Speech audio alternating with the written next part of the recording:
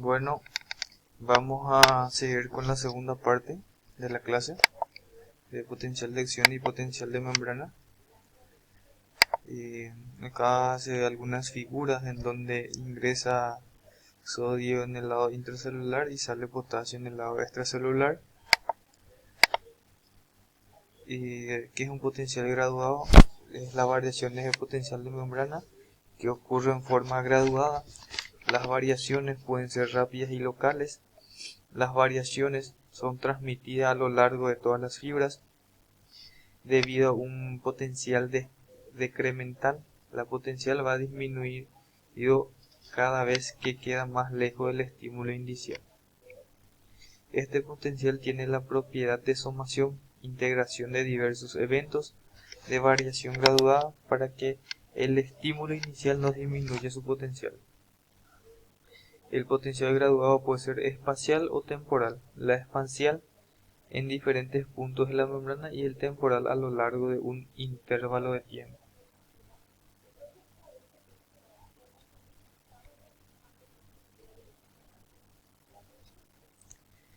¿Qué es un potencial de acción? Es la transmisión de impulso a través de las neuronas cambiando la concentración intracelular y extracelular de ciertos iones, es decir, la transmisión de impulso nervioso mediante el intercambio de concentraciones de iones tanto intracelular por dentro de la célula y por fuera de la célula.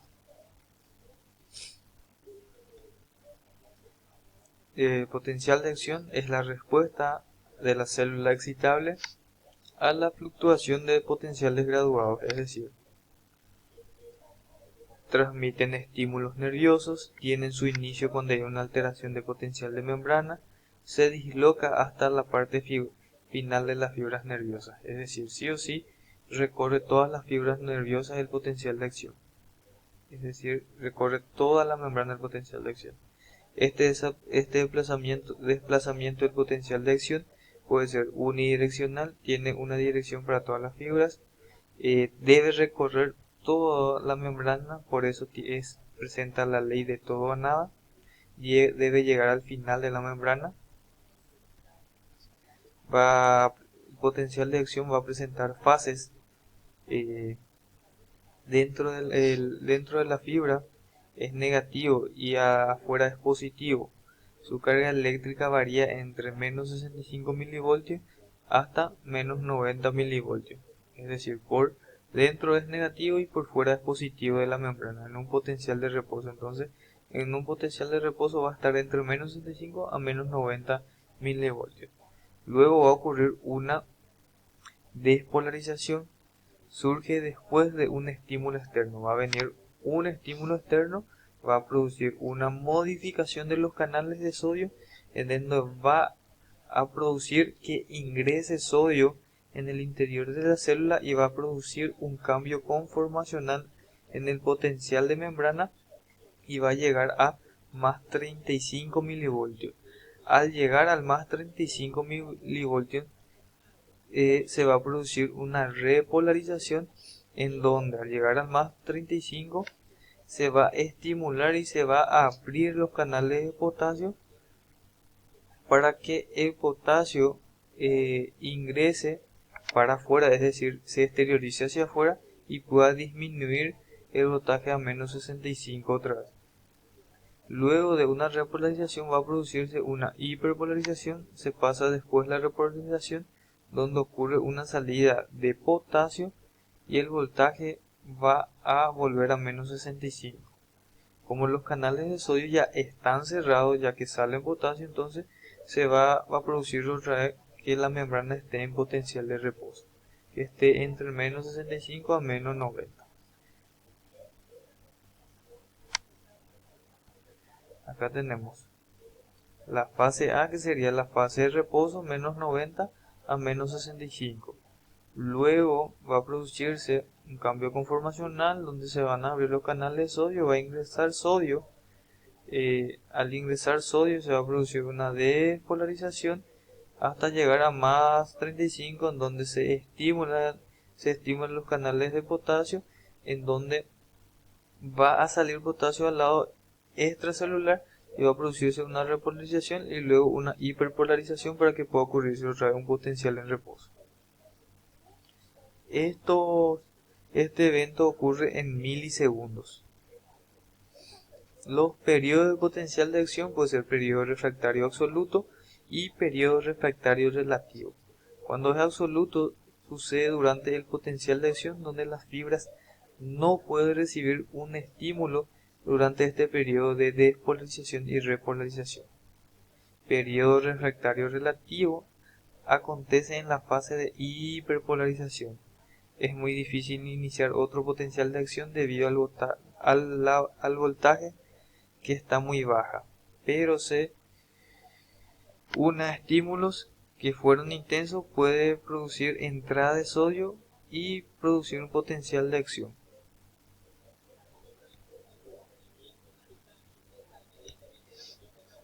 Bueno, otros canales importantes pueden ser los canales de calcio, son encontrados en músculo liso y cardíaco, ayuda a la despolarización. Son conocidos como canales más lentos, pero la fase de despolarización en músculo cardíaco es más lenta. Ya que los canales de calcio son lentos, entonces la despolarización en los músculos cardíacos van a ser lentos. Acá tenemos un resumen de potencial de acción, donde va a haber potencial de membrana negativo adentro, positivo afuera. En donde ya se va a producir inicio de estímulo, viene el estímulo, entonces va a entrar carga positiva y va a salir carga negativa. Entra sodio, sale potasio. Se va a producir un potencial graduado en donde se va a propagar el potencial de acción positivo, negativo, y potencial de acción por todas las fibras, en donde va a haber cambio de iones, tanto positivo y negativo. Positivo ingresa para adentro sodio y sale potasio.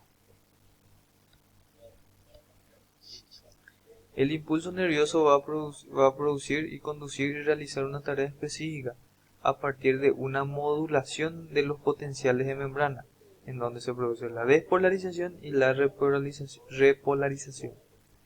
Desempeñan su función por medio de los potenciales de acción. ¿Qué es una transmisión sináptica? Es la comunicación entre las neuronas. Hay dos tipos de sinapsis, que son las eléctricas y las químicas. Las eléctricas pasan el potencial de acción de células por medio de alteración de voltaje a otra célula. Y la química amplifica las señales de la sinapsis por neurotransmisores, liberación de neurotransmisores. Van a promover la activación de receptores químicos de otras células. Dura muy poco tiempo, por eso utilizan la activación de los segundos mensajeros para prolongar las sinapsis químicas.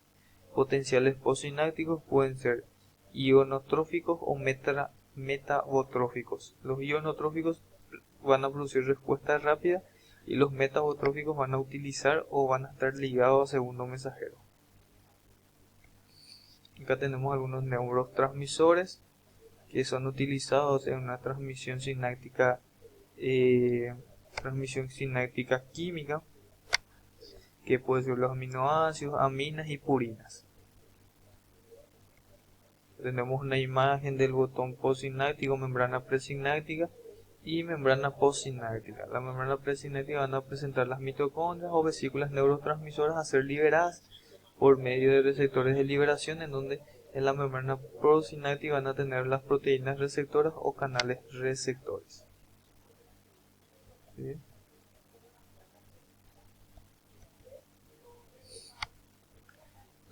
El potencial postsináptico excitatorio son entradas sinápticas que despolarizan las células. Son producidas por la abertura de canales de sodio y potasio, tipo acetilcolina, norepinefrina, epinefrina, dopamina, glutamato y serotonina.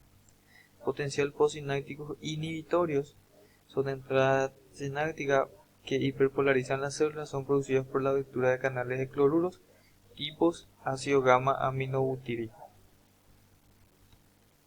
Las características especiales de la transmisión de impulsos nerviosos pueden ser: los tipos de fibras nerviosas pueden ser mielinizadas y amielinizadas, como hablamos.